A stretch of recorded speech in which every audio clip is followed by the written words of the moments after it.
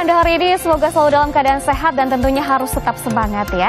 Saudara, pariwisata menjadi sektor prioritas dalam pembangunan perekonomian Indonesia. Namun sektor pariwisata Indonesia menurun karena dampak dari pandemi COVID-19.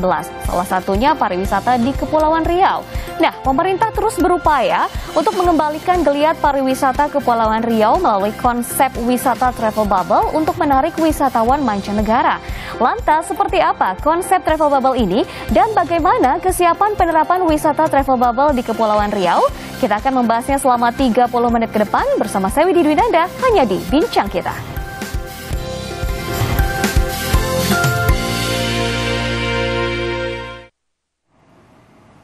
Ya, untuk membahasnya sudah hadir narasumber saya itu Gubernur Kepulauan Riau, Bapak Ansar Ahmad. Halo, apa kabar Bapak Ansar? Sehat, alhamdulillah. Alhamdulillah, senang sekali nih Bapak bisa hadir di studio Bincang Kita pada hari ini ya. Kita langsung saja nih Pak, seperti yang kita ketahui bahwa pandemi COVID-19 ini benar-benar melemahkan bahkan melumpuhkan pariwisata ya di seluruh Indonesia.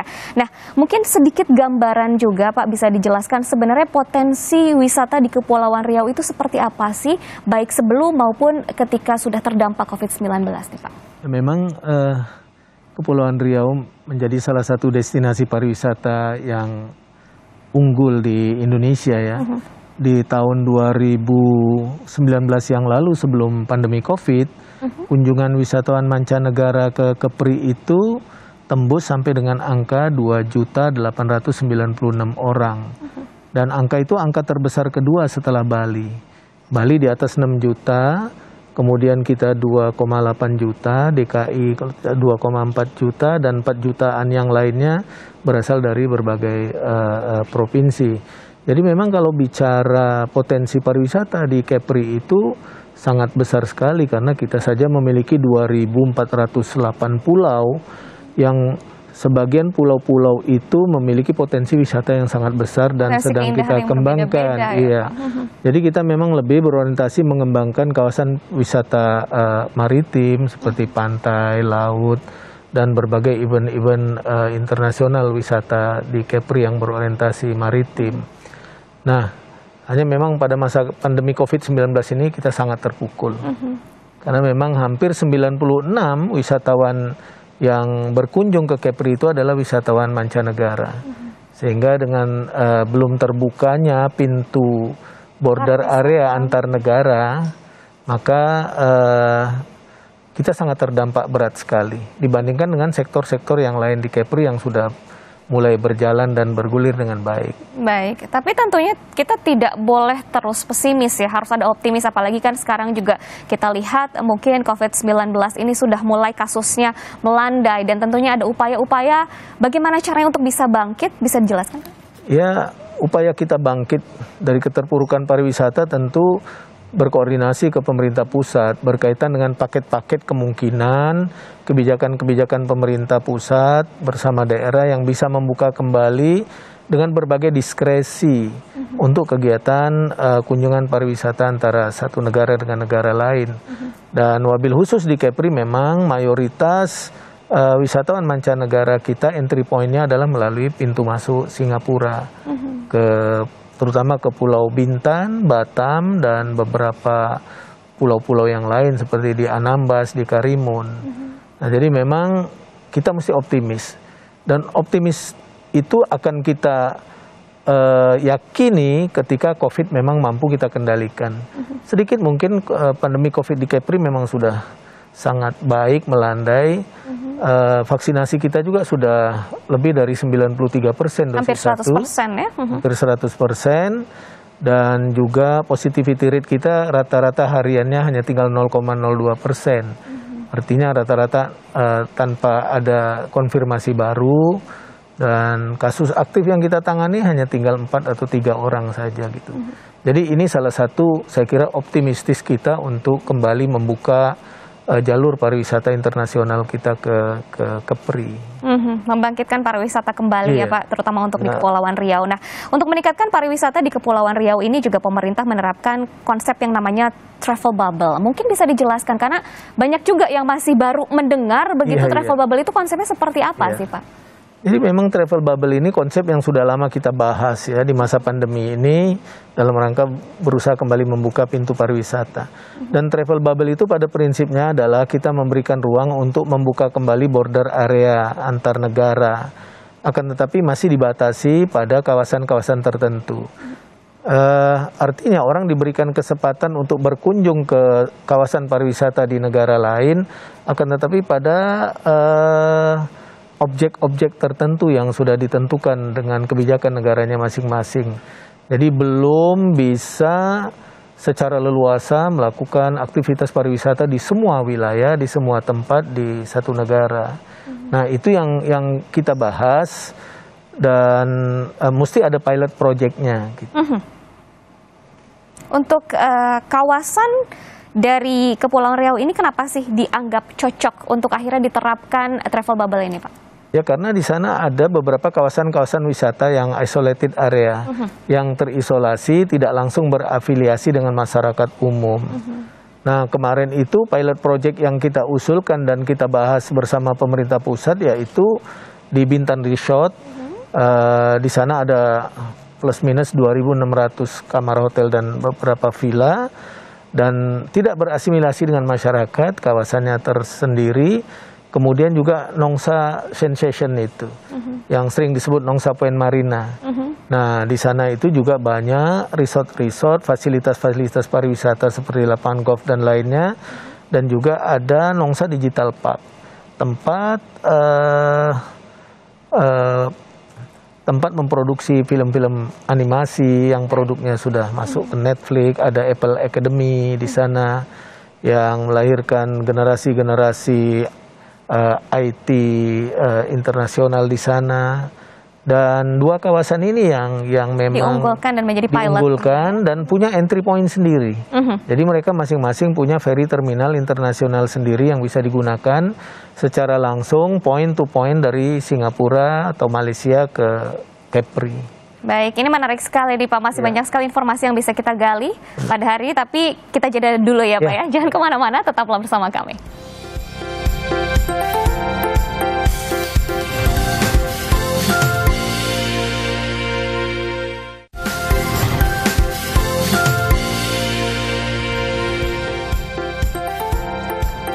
Anda kembali di Bincang Kita dan tentunya masih ditemani oleh Gubernur Kepulauan Riau, Bapak Ansar Ahmad, dan kita akan lanjutkan perbincangan yang semakin menarik ini mengenai Kepulauan Riau siap travel bubble wisatawan mancanegara. Ya Pak, kita akan bicara mengenai penerapan skema wisata travel bubble di kawasan wisata Kepulauan Riau itu seperti apa sih? Ya saya kira skemanya sama seperti prinsip umumnya tadi, bahwa kita kemarin sudah mengusulkan ke pemerintah pusat dua kawasan itu. Dan pemerintah pusat sebenarnya sudah memberikan kebijakan khusus Bali, Batam dan Bintan untuk melaksanakan aktivitas travel bubble ini. Akan tetapi kemarin memang Singapura belum termasuk negara yang direkomendasi pemerintah pusat untuk ke PRI. Maka memang meskipun itu sudah dibuka, akan tetapi diskresinya masih memerlukan kemudahan yang lebih luas. Belum ada aktivitas kunjungan wisman dari negara-negara yang sudah ditetapkan oleh pemerintah pusat. Dan kemarin Singapura bahkan sudah mengeluarkan kebijakan skema baru yang namanya vaksinasi travel land scheme itu, yaitu kegiatan pariwisata antar negara yang menggunakan dasar vaksinasi.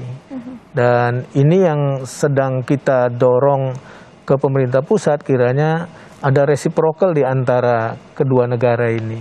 Karena kita memang 96% wisatawan mancanegara dan hampir saya kira 70-80% dari Singapura, maka memang kita berharap segera dibuka pintu pelabuhan laut di Batam dan Bintan.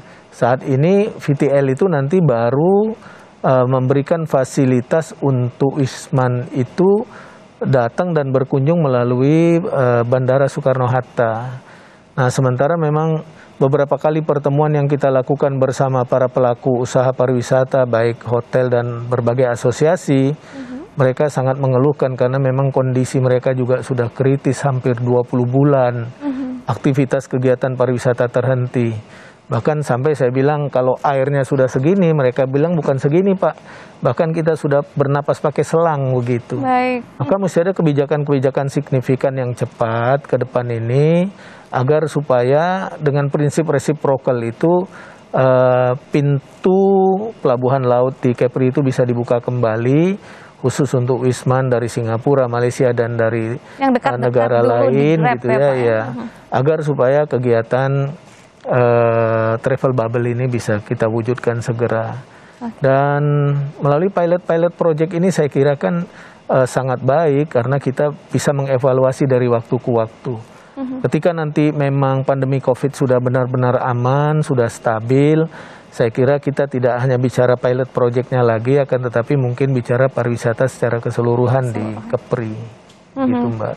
Tadi juga disebutkan ya bahwa sudah ada kawasan Nongsa Point Marina dan juga Bintan Resort yang dijadikan kawasan travel bubble untuk pilot projectnya. Nah, ini apa yang menjadi pertimbangan bahwa kawasan ini memang cocok sekali untuk dijadikan konsep travel bubble, Pak? Ya karena tadi memang kawasannya tertutup. Selain tertutup? Ya, dan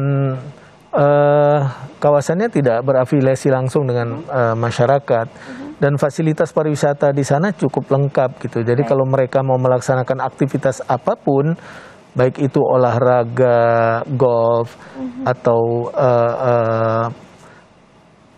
pusat kegiatan olahraga air di sana, kemudian aktivitas-aktivitas entertain di sana, memang sangat lengkap di sana.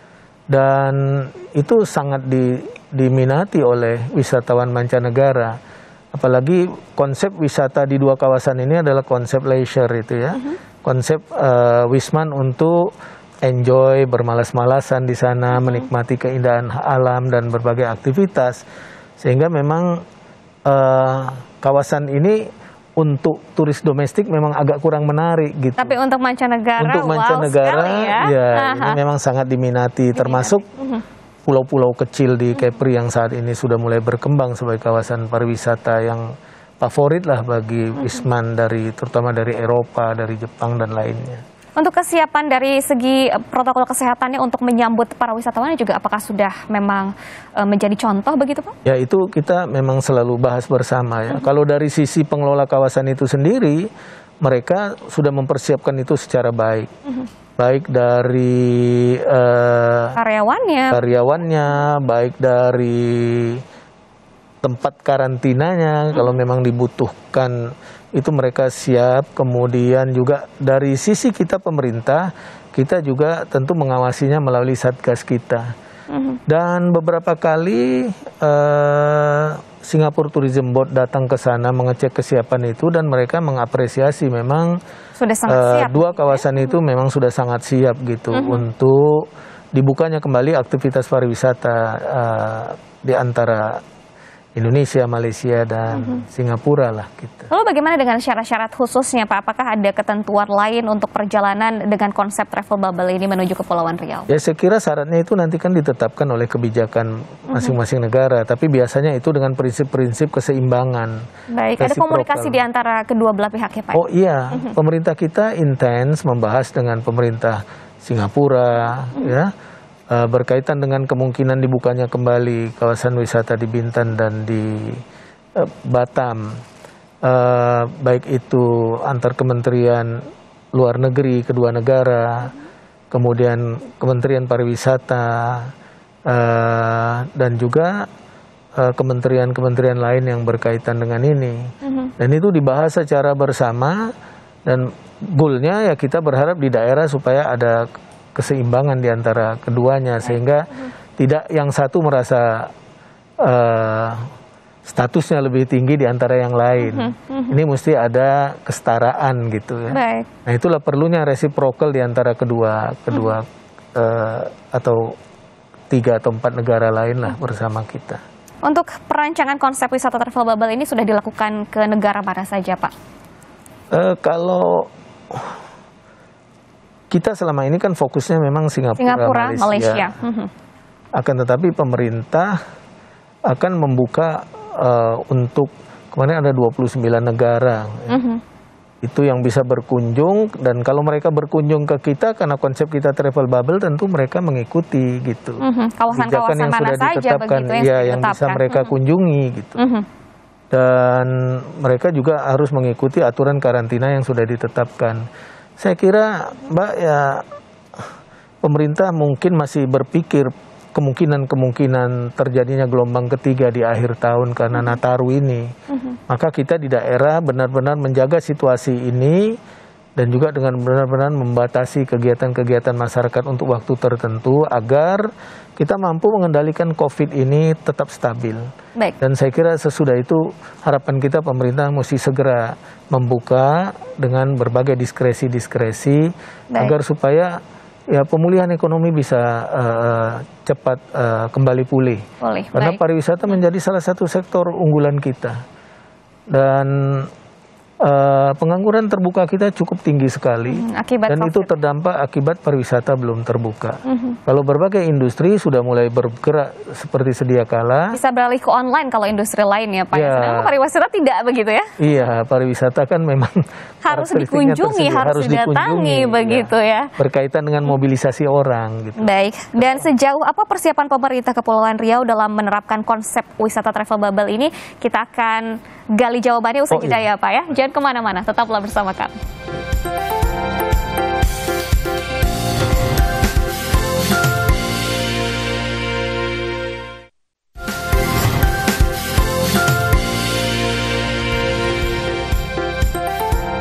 Terima kasih Anda masih menyaksikan bincang kita dan masih melanjutkan obrolan kami terkait travel bubble menjadi solusi mengembalikan geliat pariwisata Kepulauan Riau. Ya, Pak, bagaimana nih untuk persiapannya? Sudah sejauh mana persiapan yang telah dilakukan oleh Kepulauan Riau dalam menyongsong untuk konsep travel bubble ini?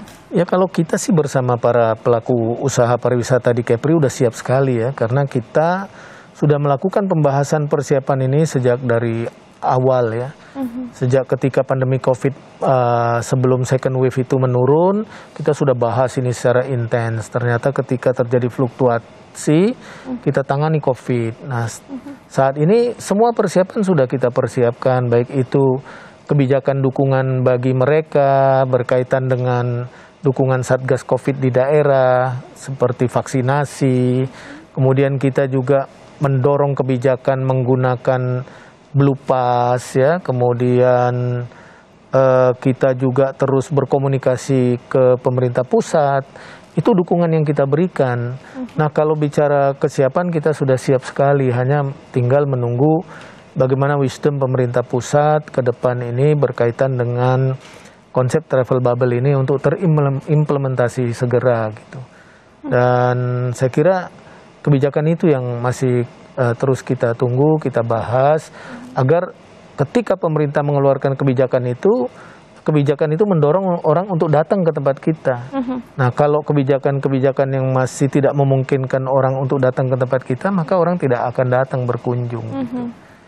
Jadi salah satu syaratnya memang yang memberatkan adalah karantina yang sampai 5 hari begitu ya, karantina, kalaupun 5 hari, 7 hari saya kira nggak ada persoalan. Asalkan karantinanya diberikan dalam bentuk karantina kawasan. Betul. Tapi bukan di ruangan meskipun ya, 3 hari, kalau masih dalam bentuk karantina hotel atau kapal, saya kira itu tidak memungkinkan orang untuk datang karena sama saja kita mengurung orang gitu. Betul, dan bukan untuk menikmati pariwisata keindahan, tetapi juga di ruangan begitu ya, Pak. Untuk mendapatkan diskresi karantina kawasan itu, makanya kita merekomendasikan terlebih dahulu 2 pilot project itu.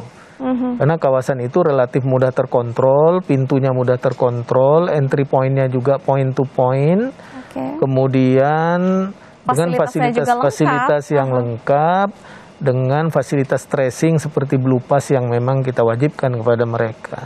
Baik, untuk komitmen pemerintah Kepulauan Riau dalam penerapan konsep wisata travel bubble ini juga tentunya sudah tidak diragukan ya. Mungkin ada dukungan-dukungan melalui pengembangan infrastruktur yang dilakukan, apa saja Pak? Ya, memang kita sekarang sedang mendorong semua infrastruktur, terutama infrastruktur konektivitas antar wilayah. Karena memang Kepri itu kan provinsi kepulauan. tidak sedikit jumlah pulaunya, 2.408 pulau. Dan itu punya potensi besar di bidang pariwisata. Maka mana yang menjadi objek-objek wisata pulau-pulau yang sedang kita kembangkan, kita mendorong percepatan konektivitas ke sana. Tapi ada satu proyek unggulan yang sedang kita dorong saat ini adalah jembatan Batam Bintan. Nah, jembatan Batam Bintan itu nanti menjadi infrastruktur pendukung pariwisata yang luar biasa. Karena selama ini 90% turis yang datang dari Singapura ke Bintan, ke Batam, itu length of stay mereka hanya 3 hari. Sementara pemerintah mendorong agar minimal length of stay para turis yang datang ke Indonesia ini bisa 5 hari minimal. Nah, kenapa? Karena memang banyak turis yang datang di saat weekend. Mereka datang dari Singapura ke Bintan, 3 hari pulang. Datang dari Singapura ke Batam, 3 hari kembali. Jarang yang melakukan cross area antara dua wilayah ini. Maka jembatan Batam Bintan itu menjadi satu alternatif bagi para turis nanti untuk memperpanjang length of stay-nya. Mereka yang datang dari Singapura ke Bintan bisa memperpanjang length of stay-nya ke Batam karena jembatan sudah tersedia. Tidak seperti sekarang harus menyeberang laut, membutuhkan biaya yang besar dan waktu. Begitu juga sebaliknya, yang datang dari Singapura ke Batam bisa cross area, menambah length of stay-nya ke Bintan, baru mereka nanti kembali ke Singapura. Nah, oleh karena itu kita mendorong terus, dan Bapak Presiden juga sudah mendeklar bersama kami bahwa insya Allah jembatan Batam Bintan itu akan segera dibangun, karena saya kira itu juga termasuk ya proyek prestisius kita di depan Singapura. Baik, untuk targetnya kapan ya Pak? Kalau targetnya diperkirakan mungkin mulai bulan Juni 2022. Sudah mulai jalan. Sekarang sedang dalam persiapan semua dokumen-dokumen yang diperlukan dan persyaratan-persyaratan teknisnya, karena jembatan ini jembatan terpanjang di Indonesia. Ya. Wow, benar-benar proyek prestisius sekali ya Pak ya. Proyek prestisius, dan ini juga tentunya legacy Bapak Presiden nanti. Bagi Indonesia gitu, karena memang langsung berhadapan dengan Singapura dan Malaysia. Baik, untuk harapan ke depannya nih terkait konsep wisata travel bubble ini seperti apa Pak? Ya, harapan kita ini bisa cepat terus dibahas dan segera diimplementasikan, karena kita bukan bicara soal travel bubble-nya, tapi kita bicara soal rakyat juga, karena masyarakat juga sudah terdampak begitu berat, khususnya di bidang pariwisata. Dan kita ketahui pariwisata ini adalah industri yang memiliki multiplier efek yang luas. Banyak usaha-usaha ikutan pendukung di bidang pariwisata ini. Maka ketika pariwisata masih terdampak, bagi Kepri kita masih sangat berat untuk melakukan recovery ekonomi secara cepat dengan angka pertumbuhan ekonomi yang signifikan. Walaupun pertumbuhan ekonomi kita sekarang sudah sangat membaik karena sudah ke angka positif hampir 3%. Di triwulan ketiga, sebelumnya 6,66% positif, di tahun sebelumnya bahkan minus 6,66%. Nah, saya yakin kalau pariwisata segera dibuka kembali, ya, pertumbuhan ekonomi kita di tahun 2022 akan melejit ya ke arah yang lebih baik, selain kita mendorong investasi di sektor-sektor yang lain.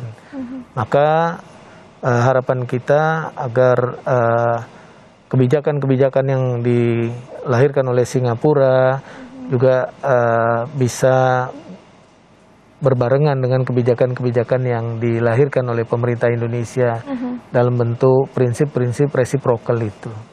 Nah, semoga ya pariwisata menjadi andalan yang memberikan kontribusi bagi pendapatan negara. Kira-kira kapan nih Pak bisa direalisasikan? Ya, saya kira, harapan Bapaknya kapan?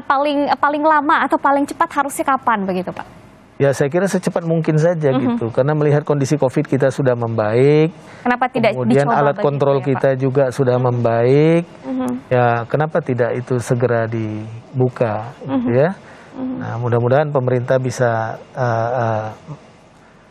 merespon inilah lebih cepat lagi. Baik Bapak, semoga harapannya tercapai dan segera pariwisata di Kepulauan Riau segera bangkit, bukan hanya di Kepulauan Riau tetapi juga di seluruh Indonesia ya Pak. Terima kasih banyak Pak, tidak terasa 30 menit sudah berlalu, berarti waktunya kita berdua pamit undur diri dari hadapan Anda Saudara. Ya Saudara, dengan melalui konsep wisata travel bubble ini semoga dapat mampu menghidupkan kembali pariwisata di Kepulauan Riau dan semoga bisa menjadikan konsistensi pemerintah dalam upaya pemulihan ekonomi pasca pandemi COVID-19. Saya Widi Dwinanda, pamit undur diri dan tak lupa saya juga ingatkan untuk selalu mematuhi protokol kesehatan dimanapun Anda berada. Sampai jumpa dan selamat beraktivitas kembali.